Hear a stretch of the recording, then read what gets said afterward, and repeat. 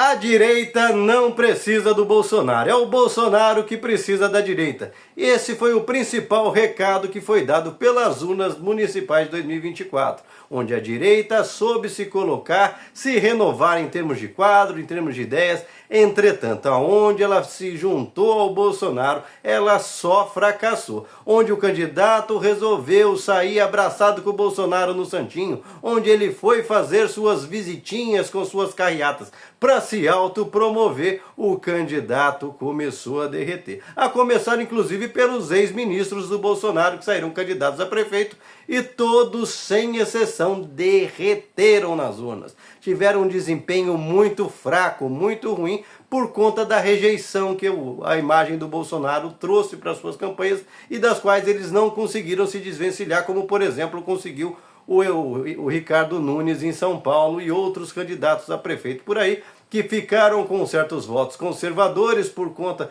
de desses candidatos terem entendido a lógica. O Marçal é o maior exemplo deles, de que a direita é um estilo, é um conjunto de ideias e não uma pessoa personificada. E aí, aquele candidato que soube emular essas ideias, mostrar para o eleitor que era ele que representava essas ideias, teve os votos. Entretanto, o Bolsonaro ficou com a rejeição, porque o restante da população, que não é antenada nisso, acabou identificando o candidato que aparecia com o Bolsonaro do lado do Santinho como aquele que se deve evitar. Em especial o 22, que teve um desempenho muito aquém daquilo que projetava. Projetavam eleger mais de 1.500 prefeituras, ficaram em torno de 600. A maioria delas, inclusive, prefeituras bem pequenininhas. Então, gente, hoje o PL vive o dilema do PT do passado.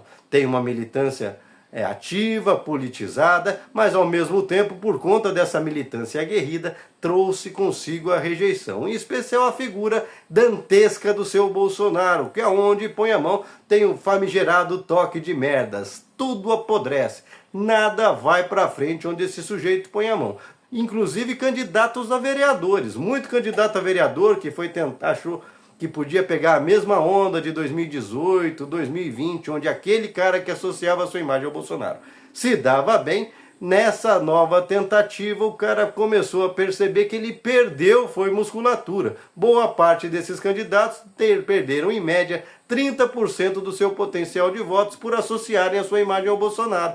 Pois é, aquela coisa de ninguém me conhece, eu ponho a foto do meu Bolsonaro e viro vereador, viro deputado, acabou. Hoje é o contrário. Se você tinha potencial de 1.000 votos, você começa a colocar a sua foto do Bolsonaro no seu santinho, você vai cair para 700, vai cair para 500, às vezes até menos, porque as pessoas não querem mais o Bolsonaro. Inclusive é um dilema diferente do da esquerda. A esquerda precisa desesperadamente encontrar meios de criar novos nomes para o pós-Lula, porque o Lula continua sendo a grande referência da esquerda. Entretanto, nisso, onde a esquerda fracassou, está aí o Boulos como maior exemplo, que não soube aproveitar a oportunidade para se projetar como uma nova liderança de esquerda e mesmo com toda a sorte de recursos na mão, conseguiu ter um desempenho pífio, menor até do que teve quando não tinha nada dessa estrutura na mão. Do lado da direita, ao contrário, as pessoas foram se renovando e, como eu disse, perderam quando era resgatado aquela imagem do bolsonarismo. O maior exemplo é o que aconteceu em Fortaleza com o André Raspa-Caneco. O André Raspa-Caneco estava com tudo para ganhar a eleição, passou a eleição, ele, o mais bolsonarista de todos, que virou deputado grudado no saco do Bolsonaro, passou a eleição inteira fingindo que não tinha Bolsonaro, mas na reta final os adversários levantaram seus discursinhos polêmicos e lacradores, defendendo feminicídio, falando que não estava nem aí para um monte de situações que colocam a população em risco, demonstrando seu desprezo pela população. Seu lado mais bolsonarista, o que acontece? Acabou perdendo a eleição na reta final porque associou com o Bolsonaro. Outro caso, por exemplo, do Brunini, que acabou ainda ganhando porque tinha um Rical, já tinha sido candidato a prefeito na outra oportunidade, batendo na trave, e que estava com sobra, ia ganhar com cerca de 20% de vantagem de um petista em Mato Grosso. Petista no estado do agronegócio, e quase perdeu na reta final porque resolveu chamar o mito para aparecer na sua campanha e começou a derreter, porque aí ficou claro na cabeça das pessoas que o Bolsonaro ia aportar para lá para ficar pedindo favores o tempo todo.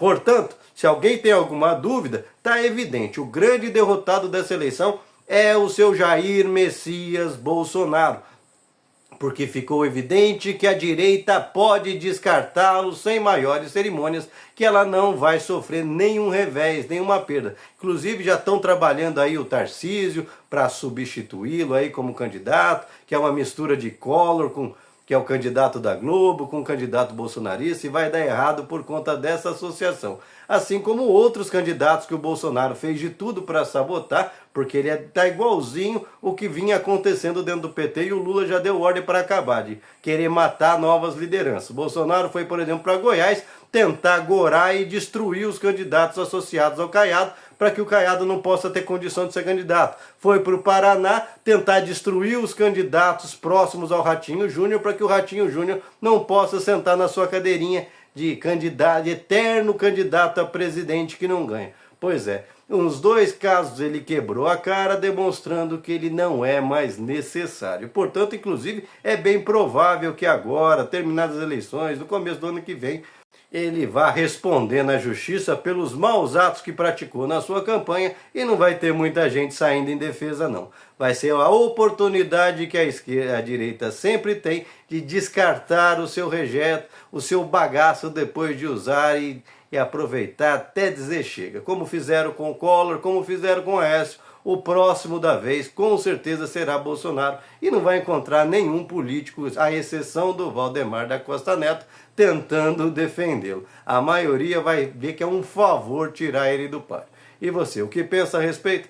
Deixa aqui seu comentário, se inscreva no canal, senta o dedo para compartilhar, não esquece de deixar seu like. E vamos juntos continuar politizando também o lado da esquerda, mostrando que há caminhos, que precisamos de uma pauta mais clara e evidente para que a população possa voltar a confiar na esquerda. O que atrapalhou a esquerda nesse tempo todo foi o método José Dirceu de pragmatismo fisiológico, de vamos fazer concessões e concessões e concessões e continuar governando. Pois é, aí, quem paga a conta, o povo percebeu e não está nem um pouco contente com isso. Hora de a esquerda exorcizar não só os identitários, mas esse maldito e pérfido método Zé Dirceu, do tal do governo de coalizão, de que coalizão não tem nada. É entregar o destino do país aos interesses dos que sempre mandaram, em especial dessa turma do centro, fisiológica do Centrão.